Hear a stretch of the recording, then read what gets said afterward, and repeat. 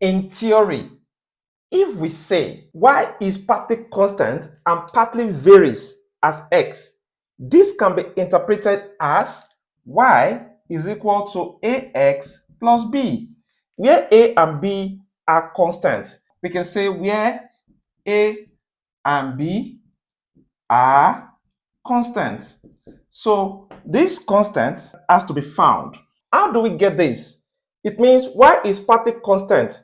This means y is equal to b and partly varies as x, means y is varies as x, and this means y is equal to ax. So we can combine this together as y is equal to ax plus b, just as we have it here. What if we have it as v is partly constant and partly varies inversely as the square root of x? We can interpret it this way by taking our constants as c and k this time around. So we can say v is equal to c over square root of x plus k. So we have this. How do we get this? P is partly constant, means that v is equal to k, and partly varies inversely as the square root of x, means that v is proportional to the square root of x. So this expression can be interpreted this way as v is equal to c over square root of x. So we can combine this expression together and we'll have this equation. Let's assume we have a question like this and we are asked to find the equation that connects t and x. This is a question under partial variation. So we have two constants. So you determine your two constants. Let's assume our constants are a and b. So the expression becomes t is equal to a over root x plus b. And to find the equation which connect t and x, it means we have to find the value for a and b.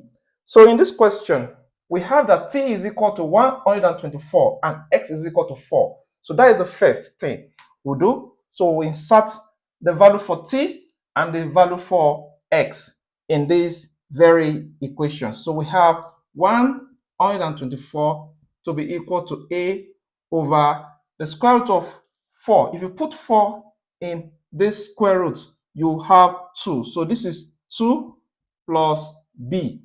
So the next thing is to take the LCM because we have a fraction and a whole value. So this will be 2. The LCM of 2 and 1 is 2. So there is LCM.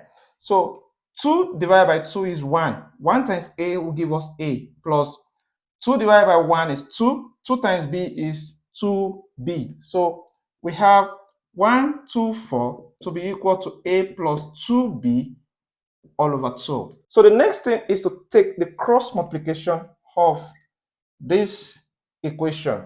So we have this to be a plus 2b, that is a plus 2b times 1 will give us a plus 2b to be equal to 2 times 124 will give us 248. So we have this to be equation 1. So the next thing is to define the second equation. So we can find the second equation by saying and t is equal to 64. So we still use this equation. So when t is equal to 64, a over then the square root of x is equal to 25. So the square root of 25, if you put 25 in this place, you have 5.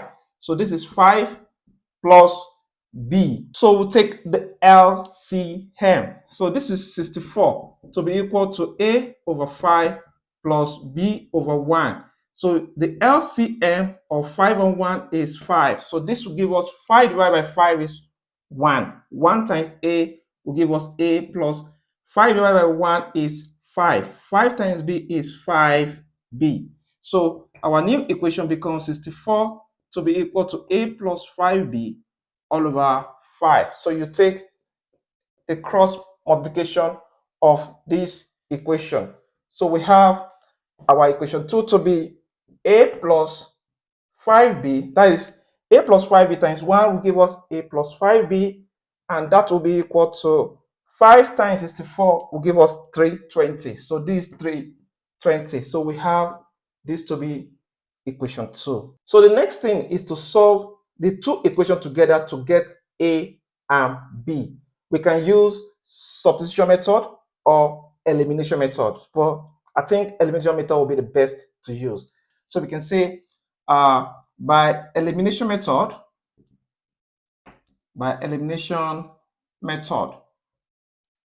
solving equation 1 and 2 using elimination method. So we say a plus 5b is equal to 320 and a plus 2b is equal to 248.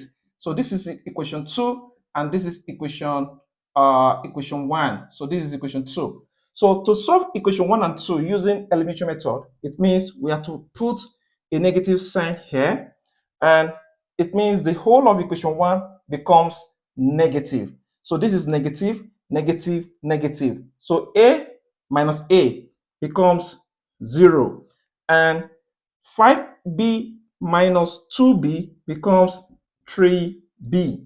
And 320 minus 248 becomes 73. So this is 73.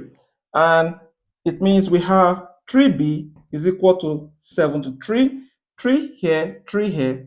B gives us 24. So we have 24 to be the value for B. So the next thing is to find the value for A. You can use substitution method to find the value for A. Just put this B in any of this equation, whether equation 1 or equation 2, to find the value for A. So our A in this equation becomes, if you take this 2b to the other side, we have 248 minus 2b.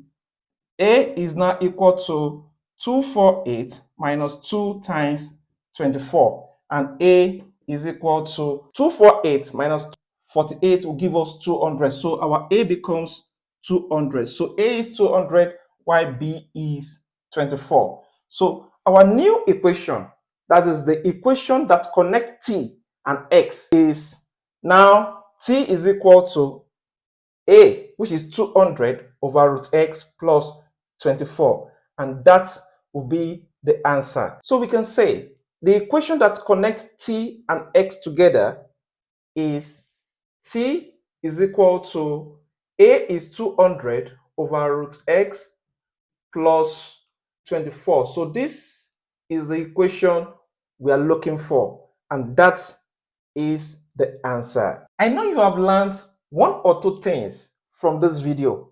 Please give this video a like, and don't forget to share this video. Follow and subscribe to this channel, and see you in my next video. Bye.